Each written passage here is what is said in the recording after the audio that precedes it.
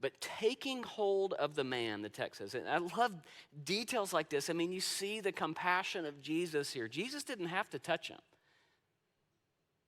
but he does. This man had probably not experienced touch like this for a very long time.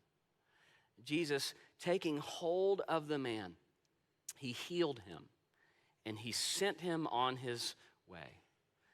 And then Jesus, it's almost like he turns his attention and he addresses the duplicity, the glaring double standard that he sees with these religious leaders. Then he asked them, if one of you has a child or an ox that falls into a well on the Sabbath day, will you not immediately pull it out? And the answer was yes. They absolutely would have pulled a child out of a pit. And Jesus, he's saying, if that is how you would treat your own child, if that's how you treat an ox, an animal, how much more ought you treat people who are made in the image of God that way? And this right here, this is the biggest problem with rules-based religion.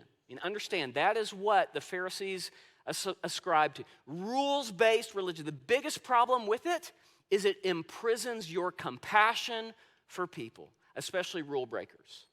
I love what Pete Briscoe says. He says, rule keepers tend to become rule police, and rule police have a hard time loving rule breakers.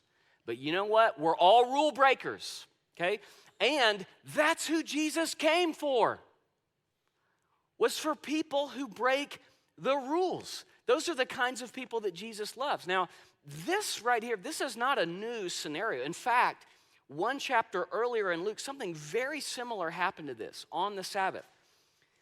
But part of the reason why this story is here in Luke 14, it's to highlight the fact that the leadership in Israel, the Pharisees, the temple establishment, they have learned nothing from Jesus.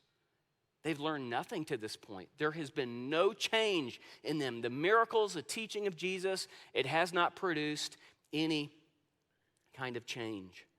And Luke's highlighting that here. And once again, they had nothing to say. They have so many opinions. They had nothing to say here. Jesus is brilliant. He makes them speechless.